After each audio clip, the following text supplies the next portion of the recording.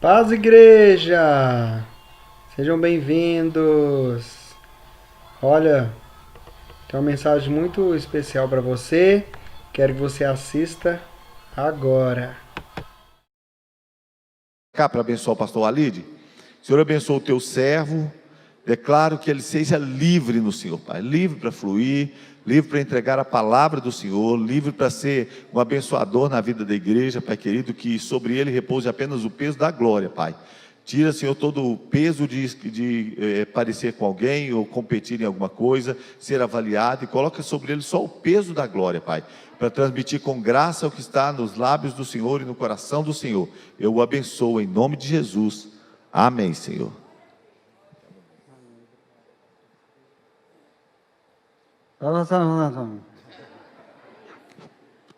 Graça e paz, igreja. Só vitória. Maravilha. Ô, glória, tem que ser ninja aqui agora, hein? 15 para as 9. Muito feliz de estar aqui. Obrigado, pastor. O pastor é um paizão.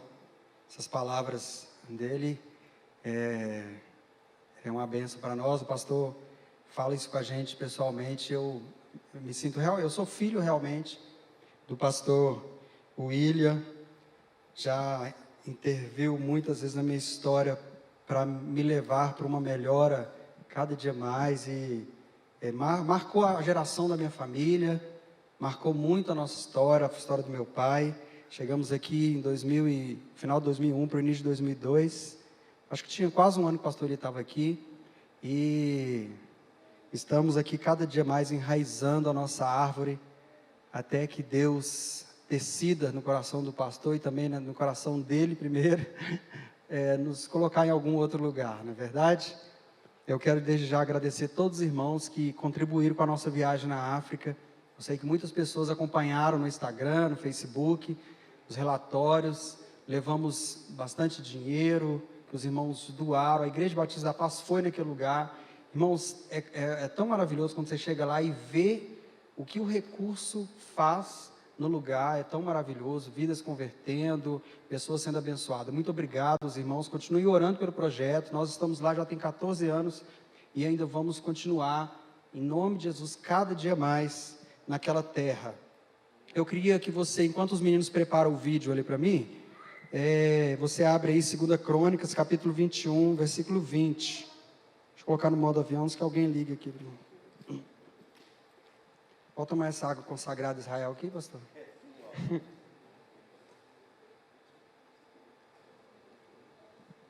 2 Crônicas 21, 20. Irmãos, o versículo que eu vou ler, eu estava lendo no ano passado, a gente estava lendo a Bíblia toda, né? Com a supervisão da pastora Kel, o pastorzinho. Eu li esse versículo, a gente sempre lê, mas tem que ver, você vai ler na Bíblia cada dia mais, se depara com os versículos, gente, parece que eu nem li isso. Mas esse versículo é um dos versículos de uma história mais trágica que você pode conhecer na Bíblia, de um fim de uma vida mais terrível, o que a Bíblia narrou aqui nesse versículo. 2 Crônicas 21, 20 está escrito assim: era da idade de 32 anos, quando começou a reinar, e reinou 8 anos em Jerusalém, e foi sem deixar de si saudades, e sepultaram-no na cidade de Davi, porém não nos sepulcros dos reis. Foi sem deixar de si saudades, e sepultaram-no na cidade de Davi, porém não nos sepulcros dos reis. Amém. Irmãos, esse versículo é muito forte, e eu fiquei imaginando, eu li esse texto, eu fiquei imaginando a minha história e lembrando de muitas escolhas que eu fiz, que eu deixei de fazer, as que eu vou fazer. Eu fiquei pensando na história desse moço, nas coisas que ele fez para que não deixasse saudade na sua morte. Então, é muito sério esse texto, ele confronta muita gente, quando você começa a ler a história do rei Jeorão. Jeorão, filho de Josafá, neto de Asa.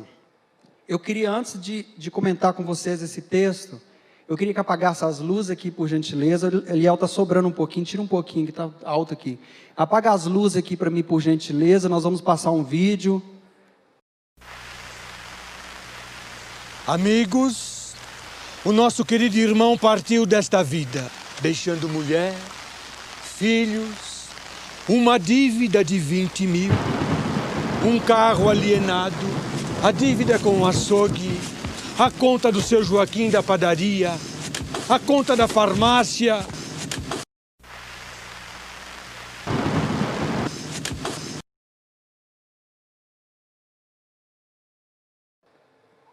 Misericórdia, pode acender. Imagina, irmãos, eu já fui em tanto velório, e teve um velório que a gente ficava imaginando essa cena. Eu vi esse vídeo é antigo. Esse vídeo é propaganda de uma seguro de vida, né? E eles fizeram esse vídeo, eu cortei a parte das propagandas ali. Mas quando eu li esse texto, eu lembrei desse vídeo. Eu estou rindo porque o vídeo é engraçado, né? Você imagina, fiquei imaginando a Letícia lá, pastor, no meu túmulo lá, jogando os trem lá, revoltada, se eu tiver uma história como foi esse rei. Mas eu lembrei na hora desse vídeo, eu quis passar para os irmãos gravar esse texto. Jeorão era o filho mais velho, né, de Josafá, rei de Judá, né, o reino do sul, primogênito, e como primogênito ele recebeu a herança, o reinado, e os outros irmãos receberam cidades para conduzir a cidade, e infelizmente ele, com muito orgulho no coração, com muita ganância no coração, ele foi ficando mais que ganancioso, eu esqueci a palavra, tão terrível o coração dele, a maldade foi desenvolvendo tanto, que ele até matou os seus irmãos. E é muito interessante que o pai dele, Josafá, foi um homem que andou segundo o coração de Deus, que andou segundo a vontade de Deus, andou perante os olhos do Senhor retamente, foi um homem que experimentou o sobrenatural de Deus. Josafá, no capítulo anterior, mostra Josafá vencendo uma guerra sem lutar. Deus disse, olha, essa peleja não tereis que pelejar. Josafá foi um homem que experimentou o sobrenatural de Deus, e Jeorão participou desse tempo, participou dessa história. Josafá, o pai dele consertou a nação, fazendo que o povo obedecesse os mandamentos. Eu lembro de uma música, quando eu era criança, tem algumas coisas que a gente grava, nunca esquece.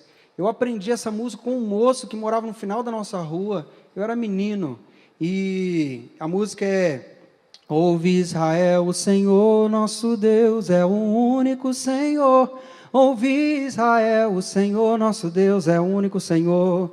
Deuteronômio 6, verso 4, ouve Israel, o Senhor nosso Deus é o único Senhor. As crianças ouviam dos seus pais os mandamentos de Deus, elas cresciam ouvindo a lei do Senhor, elas cresciam conhecendo sobre o Deus de Israel, ouvindo as histórias do que Deus fez com o seu povo, das grandes vitórias que Deus fez com o povo saindo do Egito. E Josafá foi esse rei, que não fez aliança com outros deuses, que não adorou outros deuses, foi reto perante o Senhor. Mas quando ele morreu, o reinado foi passado para Jeorão, e ele foi sem deixar. Jeorão, então, quando faleceu, eu vou narrar rapidinho o que aconteceu, mas quando ele faleceu, a história dele foi tão triste que ele foi e não deixou saudade.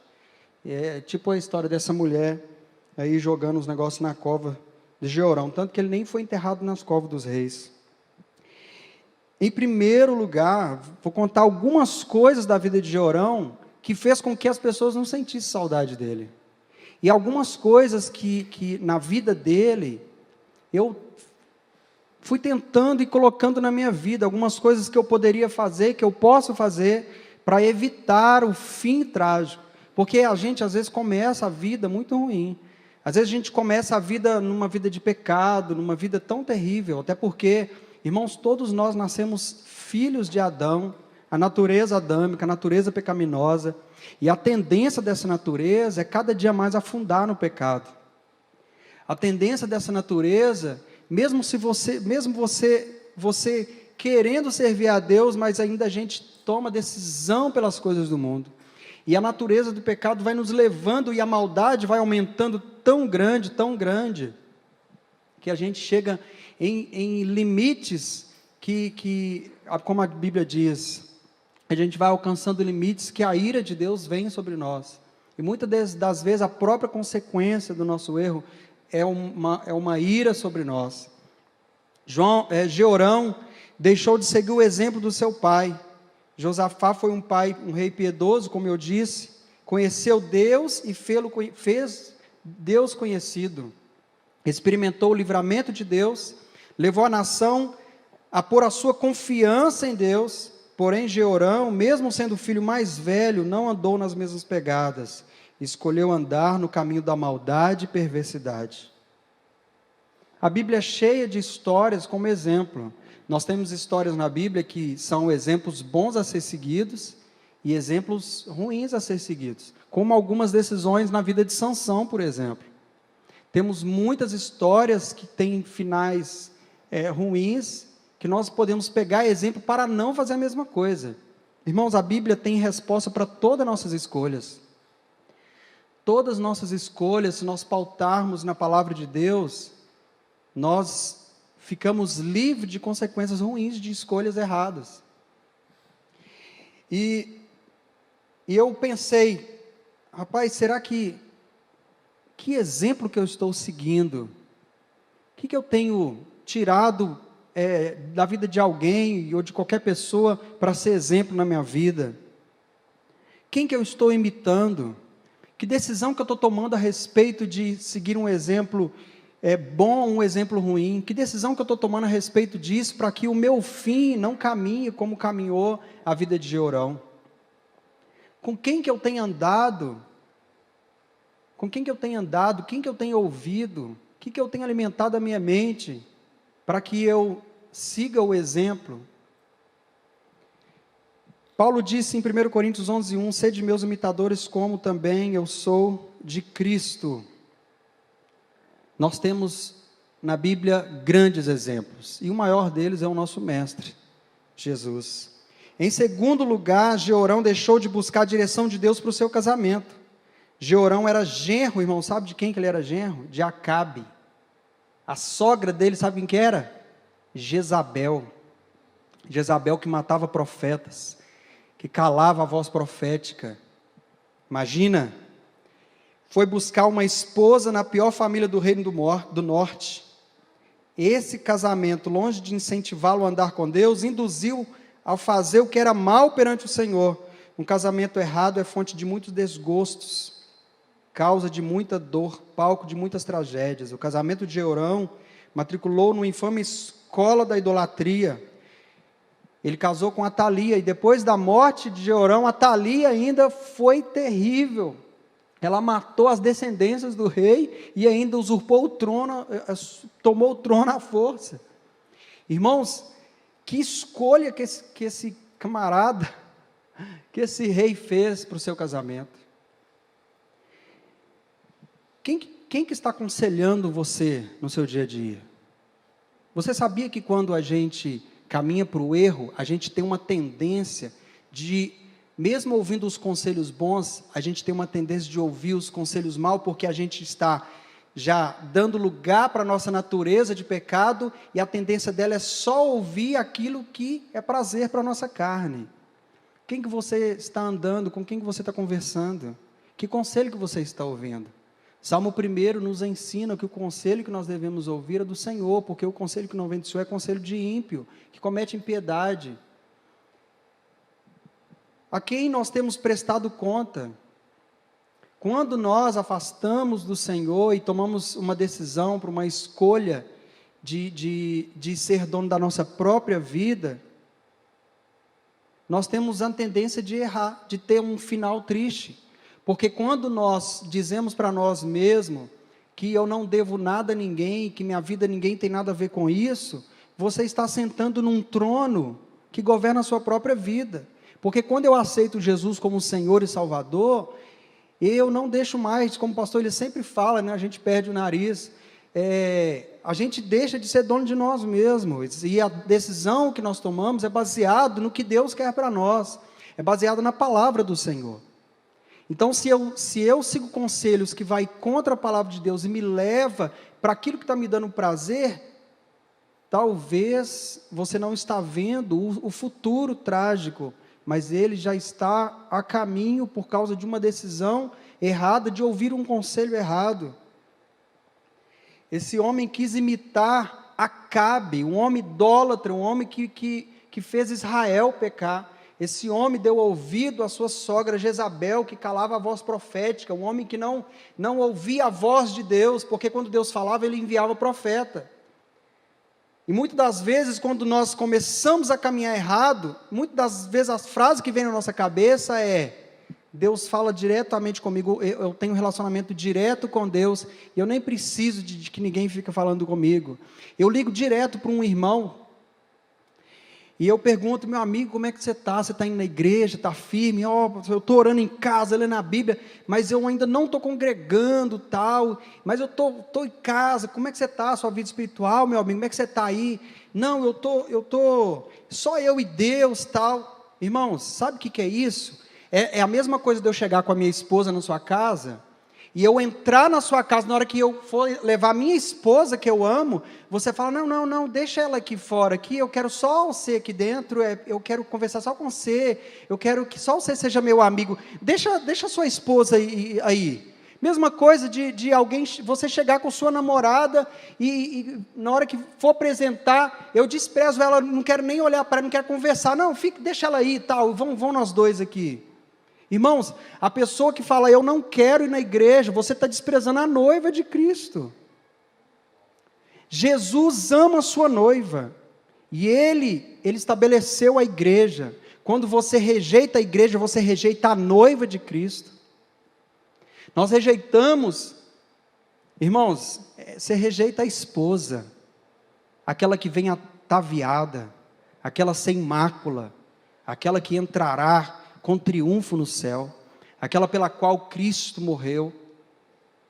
Então, quem está aconselhando você?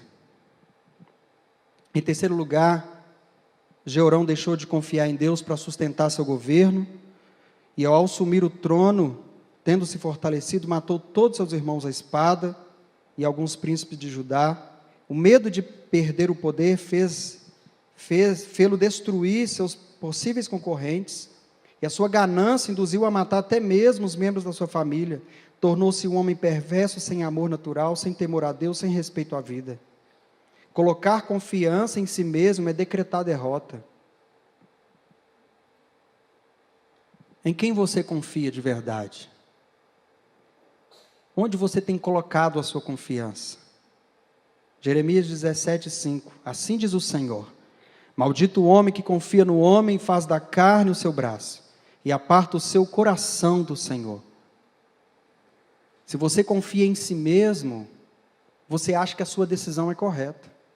Quando você quebra um princípio de autoridade, quando você despreza um conselho, quando você despreza alguém, a gente confia em nós mesmos, é idolatria, porque a gente senta num trono, e quando você senta num trono, e que você acaba sendo Deus de si mesmo, é idolatria, porque você acha que a sua decisão é melhor do que a de Deus, porque você acha que a Bíblia não é tão assim legal para dirigir sua vida.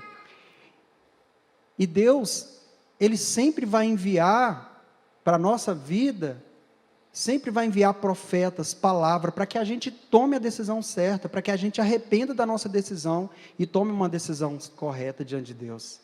Porque Deus, Ele nos ama, Ele nos ama. Em quarto lugar, Jeorão deixou de servir a Deus vivo para promover idolatria em sua nação. Em vez de imitar seu pai Josafá, homem piedoso, imitou Acabe, seu sogro, homem idólatra e perverso. Ele liderou a sua nação para longe de Deus. Foi um líder nocivo à sua família, ao seu povo. Ele induziu sua nação a afastar-se de Deus. Para quem você está conduzindo a sua casa? Para onde você está levando a sua família? Para onde você está conduzindo as pessoas que andam com você? A minha companhia vai ajudar alguém a aproximar de Deus ou afastar? Se você anda com alguém que está te afastando da vida com Deus, meu irmão, essa palavra é para nós. Desperta, porque Deus quer ver você perto. Porque quanto mais longe de Deus eu fico, mais independente eu fico, e eu tomo as minhas decisões, e muitas vezes elas é horrível. Quantas decisões eu tomei, irmão, que me fez chorar. Muitas decisões que eu tomei me fez chorar, porque eu achava que as minhas decisões eram corretas, e eu não precisava ouvir o conselho, eu não precisava ouvir. Em quarto lugar, Jeorão atraiu a maldição sobre a sua cabeça, sobre a sua família e sobre a sua nação, porque Jeorão abandonou os caminhos do seu pai, do seu avô, para seguir os perversos caminhos de Acabe. Deus trouxe grandes flagelos sobre o seu povo, seus filhos, suas mulheres e todas as suas possessões. O pecado atrai juízo divino. O pecado é o filho da cobiça, e o seu salário é a morte. A decisão que esse homem tomou em escolher uma vida maligna, trouxe para si ira, e também trouxe consequência de maldição para a sua casa e para a sua nação. Se você está numa posição de liderança, e a sua decisão leva você para longe de Deus, as pessoas que estão em volta de você ou debaixo da sua autoridade, elas serão afetadas. Nós que somos homens, sacerdotes da nossa casa, nós temos uma responsabilidade muito grande, a responsabilidade de conduzir a nossa casa à presença de Deus. Pastor, aquele versículo que a Bíblia fala, como cuidará, aquele que não cuida da sua própria casa, como cuidará da igreja de Cristo? Pastor, ele falou comigo que a qualificação para que eu cuide da igreja de Cristo é que eu cuide bem da minha própria casa. Nós precisamos cuidar bem de nós mesmos e da nossa casa. Você influencia alguém, você influencia alguém. Você influencia para o seu irmão, você influencia para o seu amigo, você influencia na escola, no trabalho. Irmãos, você é uma carta escrita, nós somos carta escrita, tem pessoas nos lendo. E se eu tomo decisões erradas, eu terei consequências, e as pessoas que estão me seguindo também serão afetadas. A nossa vida é uma responsabilidade. Quando nós aceitamos a Jesus como Salvador e fazemos dele o nosso Senhor, não é mais a nossa vida na direção, mas é o Senhor dirigindo a nossa vida, e é uma vida de cruz, de renúncia.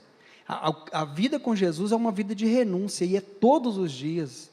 Eu preciso de renunciar a uma decisão minha, uma vontade minha todos os dias, porque nem tudo que eu quero é bom para eu fazer. Eu preciso conhecer a vontade de Deus. Eu preciso conhecer a vontade de Deus. O que você está atraindo para a sua casa? Bênção ou maldição? O que você está atraindo?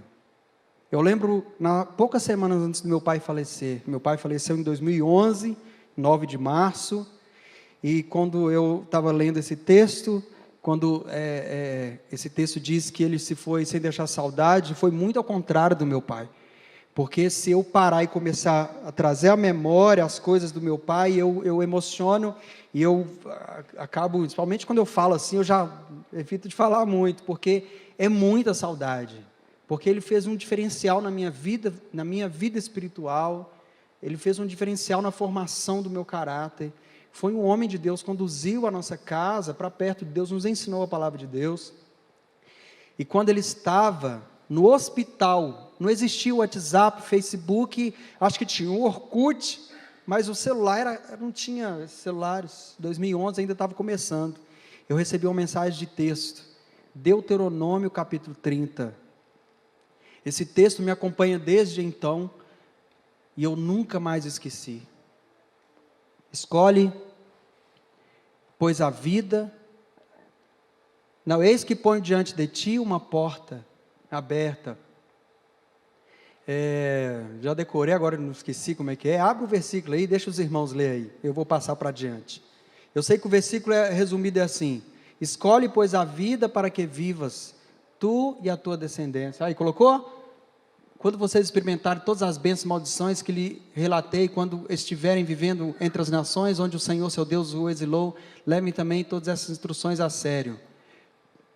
Aí, se nessa ocasião você e seus filhos voltarem para o Senhor, seu Deus, e obedecerem de todo o coração, de toda a alma e todos os mandamentos que hoje lhes dou, então o Senhor, seu Deus, restaurará a sua situação, Ele terá misericórdia de vocês e os reunirá de todas as nações por onde espalhou. Eu não vou ler o texto todo.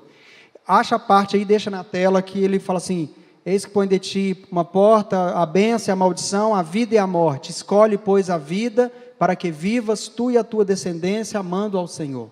Meu pai mandou essa mensagem no celular e eu li esse texto.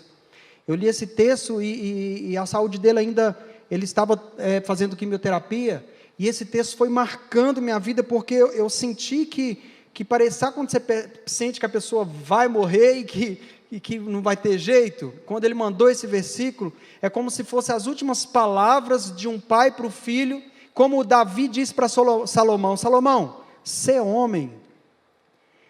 E eu recebi essa palavra, e todas as vezes que eu estou diante de uma decisão, todas as vezes que eu estou diante de uma porta que me leva para o pecado, esse texto vem à minha mente: eis que põe diante de ti uma porta, a vida e a morte, a bênção e a maldição, escolhe.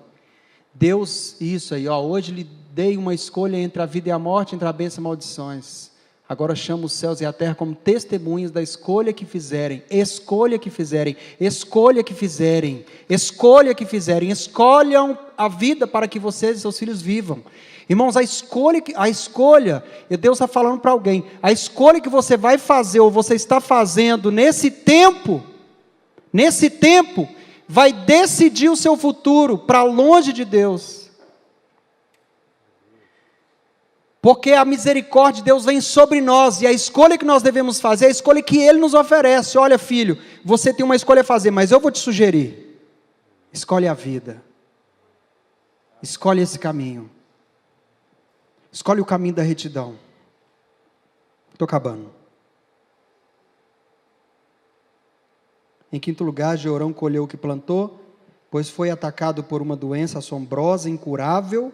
Está tudo em 2 Crônicas 21, versículo 18 e 19, essa parte. Jeorão zombou da graça de Deus, zombou da bondade de Deus, e levou a nação à idolatria, porque ele virou as costas para Deus, foi ferido por uma enfermidade que lhe trouxe terríveis sofrimentos e morte humilhante, saíram-lhe as entranhas e morreu com terríveis agonias.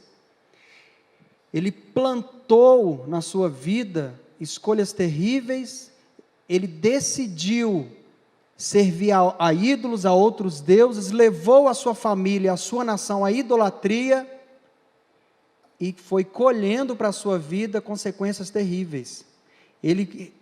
Surgiu uma enfermidade nele, no intestino, e ela foi crescendo, 2 anos crescendo, até que ela estourou, e ele morreu com muita agonia, diz a Bíblia, muita agonia. E ele fez uma plantação para a história dele tão terrível, irmãos, que o final foi tão trágico, que foi embora e não deixou saudade. Existe uma frase que o pastor Ilha sempre fala, que é muito forte: plantar é opcional, mas a colheita, ela é obrigatória. Se você não plantar, você não colhe, mas se você planta, você vai colher. E Satanás nos engana, porque tem plantação que a gente faz, a gente é enganado pensando que é coisa boa, porque tem semente que é ruim. Nós vamos colher, um dia ou outro nós vamos colher.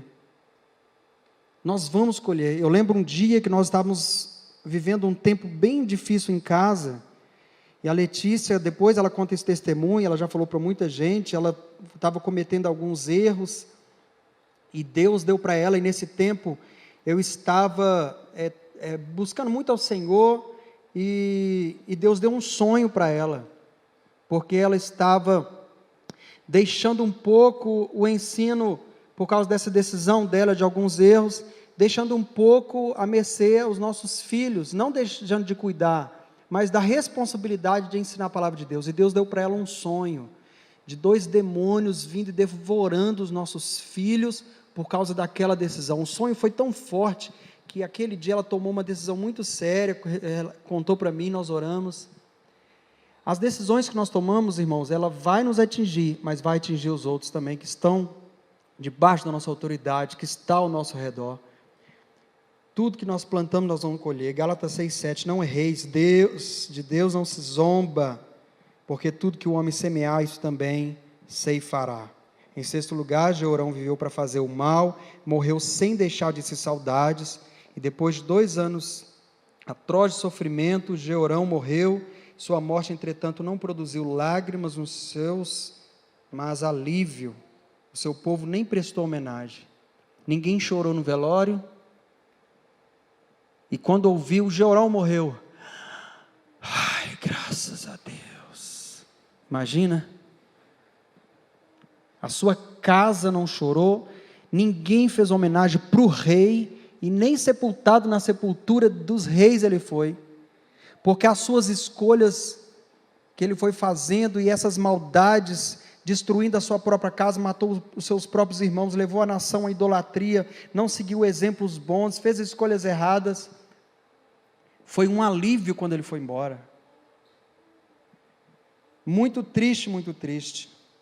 Sua vida foi um fracasso, sua morte foi uma tragédia, e o seu legado foi um pesadelo. Fez escolhas erradas e virou as costas para Deus. O que eu tenho feito das oportunidades que Deus tem me dado? Como têm sido as minhas escolhas? Qual a resposta que você tem dado ao ouvir a voz de Deus? Ouça o que o Espírito diz às igrejas. Mas eu não ouvi Deus falando. Não. Todo domingo nós ouvimos Deus falando. Você ouve uma música, Deus fala com você. Você conversa com sua mãe, ela fala com você. Quando você vai tomar uma decisão, a pessoa, não faça isso. Deus usou. Deus está falando com você nos cultos. Quantos cultos nós vamos precisar para tomar uma decisão correta? Quantas mensagens nós precisamos de ouvir para tomar uma posição diante de Deus? Irmãos, a internet tem tanta mensagem, boas, como diz o pastor William, mensagens boas para a gente não praticar. Pratica as coisas simples que você sabe de obediência. Obedece ao pai, honra a liderança, obedece sua mãe, ouve o conselho da sua mãe, ouve o conselho do seu pastor, ouve o conselho do seu líder. Ah, mas ninguém manda na minha vida. Não seja Deus de si mesmo, deixa só Ele no trono. Deus ama muito você. Jeorão sofreu juízo, mas ele não foi sem ser avisado, porque ele recebeu uma carta do profeta Elias, que está em 2 Crônicas 21, 12. Então veio um escrito da parte de Elias, o profeta, que dizia: assim diz o Senhor, Deus de Davi teu pai, porquanto não andaste no caminho de Josafá teu pai, no caminho do rei Asa, do rei de Judá, porquanto você levou a nação à idolatria, sua família à idolatria, virá sobre você uma enfermidade, os seus filhos serão levados, sua nação será destruída. E Elias foi falando como boca de Deus para a vida dele. Sabe o que ele fez com a carta? A Bíblia não fala que ele rasgou, mas ele ignorou a carta. Ele simplesmente desprezou a palavra de Deus. Desprezou. Quanto que vai precisar? Quantas vozes nós vamos precisar de ouvir para que a gente entenda que o amor de Deus está expressando num aviso? Porque o juízo é iminente. O juízo sobre o pecado, ele virá. Mas o personagem principal nesse texto não é Jeorão. É o Deus da carta. Porque ele é, em Hebreus 13:8, ele é o mesmo ontem, hoje e será eternamente. Ele é o mesmo Deus que sacrificou o seu Filho antes da fundação do mundo. Ele é o mesmo Deus que condenou o pecado, mas que amou o pecador. Ele é o mesmo Deus, aquele que veio ao mundo, morreu por nós e nos deu a vida eterna. Você sabia que Jeorão, em Mateus 1, ele está na genealogia de Jesus. A genealogia de Jesus tem personagens que fez coisas terríveis, para mostrar para nós que nós também somos como esses homens. Se nós andamos na nossa natureza de pecado, nós vamos cometer os mesmos erros, mas graças a Deus, porque Jesus chegou. Jesus chegou e mudou tudo, porque agora nós temos a oportunidade de tomar uma decisão em viver debaixo do senhorio de Cristo, e a nossa obediência a Ele vai nos salvar de uma grande ira, a nossa obediência a Ele vai nos salvar de uma grande condenação, a nossa obediência, a nossa entrega a Ele, a obediência à sua palavra, porque aquele que obedece os meus mandamentos, esse é o que me ama, a nossa obediência aos mandamentos é que vai nos levar à vida eterna. Talvez a minha história ou a sua história encaixa com algumas coisas de erro na vida desse rei ou na vida de qualquer personagem bíblica.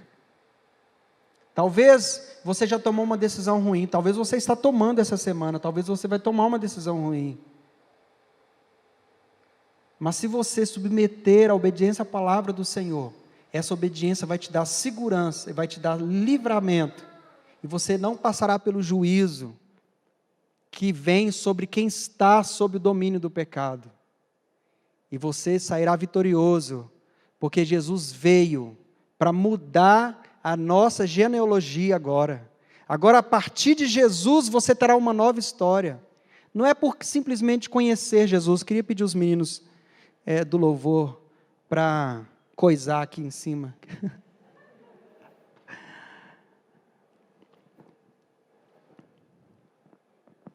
E eu queria pedir você para ficar de pé.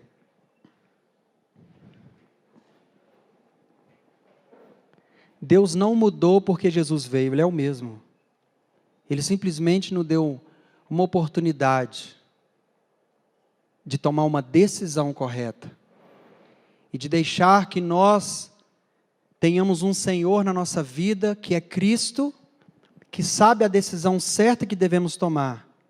E quando você entregar a sua vida totalmente a Ele, e essa mensagem não é simplesmente para quem não serve a Jesus e não entregou a vida a Jesus, mas é para mim e para você, porque amanhã eu vou tomar uma decisão importante, e depois de amanhã também. Talvez a sua escolha para o casamento, talvez foi ruim, mas a Bíblia dá a solução. A Bíblia dá a solução para uma escolha errada. Talvez a escolha que você fez em andar com alguém, talvez foi uma escolha ruim. A decisão em desobedecer um conselho do seu pai, foi uma decisão ruim. Mas eis que põe diante de ti uma porta, a bênção e a maldição, a vida e a morte. Escolhe, pois, a vida. Um dia eu ia para a praia, era solteiro, de moto, para o Espírito Santo. Peguei a chave com o dono da casa e ia pagar o aluguel, sem falar com meu pai, e eu só ia falar que eu ia. Ia eu e minha irmã. E eu falei: pai, vou para a praia, dia tal. Já consegui a chave com o pastor lá da casa, e eu estou indo. Ele falou: meu filho, eu não quero que você vá. Não, pai, vai estar tudo certinho, vai ser muito legal, tal. Eu já fiz toda a rota, vai ser muito legal. Meu filho, eu não quero que você vá. Meu filho não vai.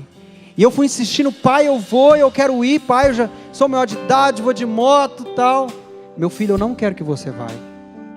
Eu insisti tanto que ele falou assim: então tá bom, você pode ir, mas você vai contra a minha vontade. Deixa eu falar um negócio com você. Deus está falando com você: filha, filho, eu não quero que você vá. Filho, eu quero você aqui. Filho, não vai. Não toma essa decisão. Esse namorado, ele está te enganando.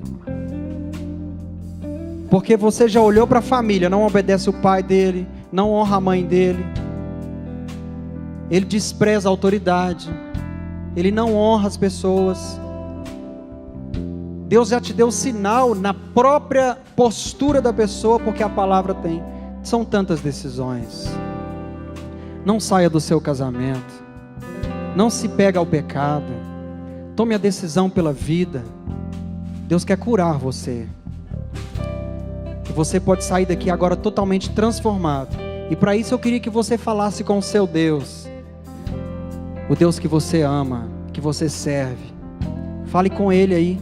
Fala: Senhor, quantas decisões erradas eu tomei.